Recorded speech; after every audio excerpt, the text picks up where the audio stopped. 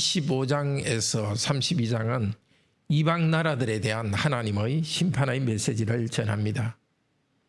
25장에서 이스라엘 동북부부터 시계 방향으로 암몬, 모압, 에돔 그리고 서쪽으로 와서 블레셋, 두로의 순서로 이 이방 나라들의 심판에 대해서 이야기합니다. 26장, 7장, 8장, 3장에서 두로의 교만에 대해서 그리고 그에 대한 하나님의 심판을 말합니다. 여호와께서 1절에 말합니다. 에스겔에게 명령합니다. 두로를 향해 애가를 지어라.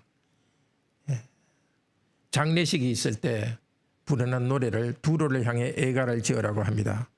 두로는 이방 나라지만 마치 여호와의 성막과 제사장과 여호와의 백성과도 같은 아름다움을 누렸습니다.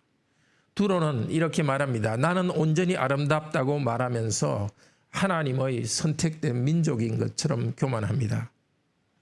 두로는 해상 무역을 통해서 부유하게 되었습니다. 자신의 부를 통해서 여러 나라로부터 많은 물건을 수입했습니다.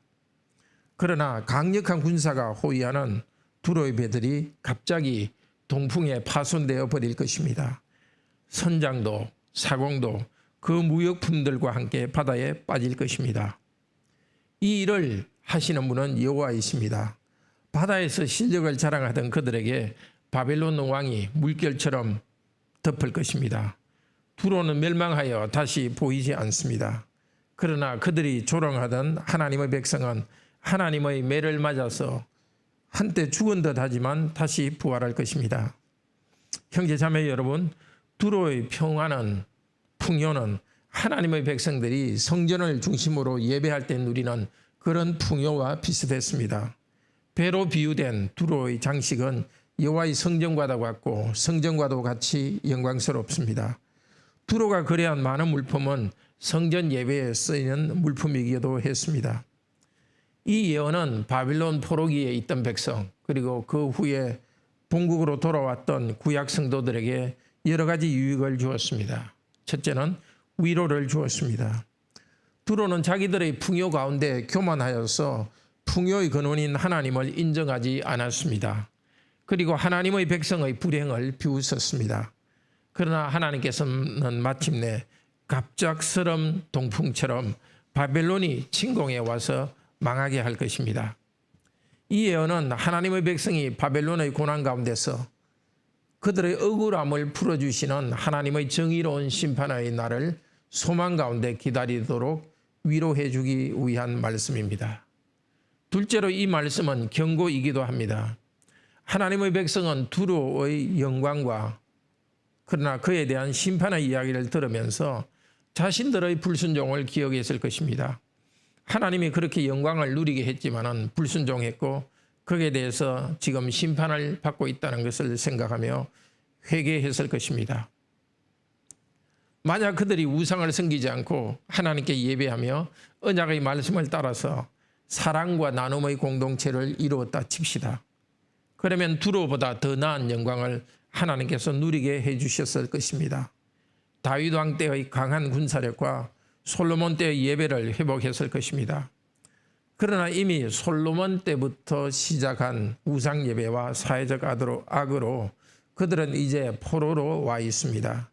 그들이 다시 언약에 신실하게 돌아가서 하나님의 복 가운데 살기로 결심할 때 이 예언이 경고가 되었을 것입니다. 두로의 영광과 심판에 대한 예언은 계시록 13장으로 연결됩니다. 계시록 18장에서 바벨론의 배들이 파선할 때 통곡하는 장면으로 이어집니다. 계시록에서 바벨론은 두로의 것과 비슷한데 계시록에서 바벨론은 로마를 상징합니다. 에스겔 27장의 두로와 계시록 18장의 바벨론은 정치적 경제적 번영을 자랑하는 세상의 모든 국가, 기업, 단체, 개인을 상징합니다.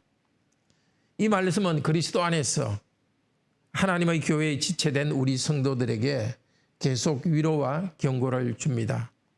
하나님을 인정하지 않으면서 물질적 발전과 권력을 자랑하는 어떠한 국가나 단체나 개인도 하나님께서 갑작스러운 폭풍으로 파멸하게 하실 것입니다. 두로와 시돈 같은 악한 성향을 가지고 사는 이 땅의 사람들, 하나님을 인정하지 않는 이 땅 세상 가운데 우리는 살아갑니다. 그런 불신자와 함께 살고 있습니다. 같은 국가에 소속되어 있고 같은 직장에서 살고 친구로서 살아갑니다. 그렇지만 하나님 없는 이 세상의 경향성, 물질과 쾌락이 우상이 된 이 경향성을 무비판적으로 따라가지 맙시다. 하나님 없는 풍요와 안락을 부러워하지 맙시다. 비록 이 땅에서 우리가 많은 것을 누리지 못하고 힘든 일을 당하더라도 하나님을 경배하고 그 말씀대로 순종하는 우리의 길을 걸어갑시다.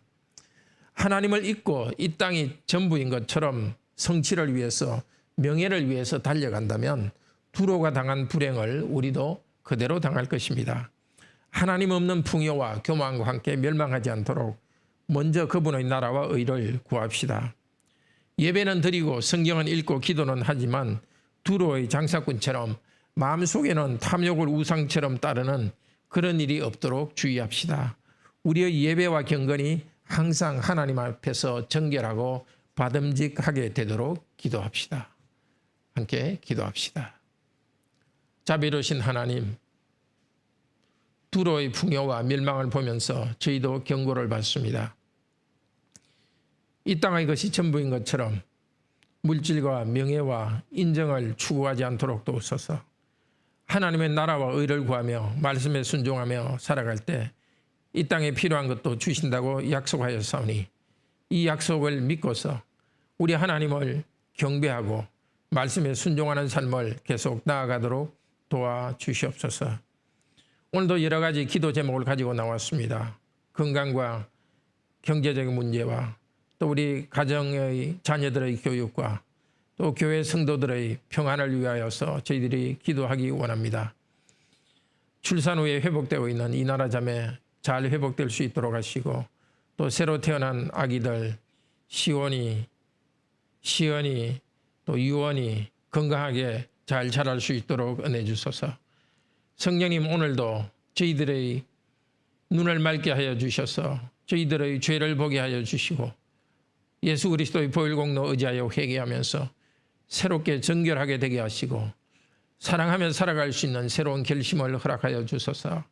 내일도 우리가 예배로 모일 때 오 아버지 하나님, 삼위일체 하나님, 우리 가운데 임재하셔서 저희 경배를 받아주소서. 그리고 저희가 이 땅에 거룩한 백성으로 살아가는 데 필요한 영적 양식을 풍요롭게 공급하여 주소서. 주 예수 그리스도의 이름으로 기도드립니다. 아멘.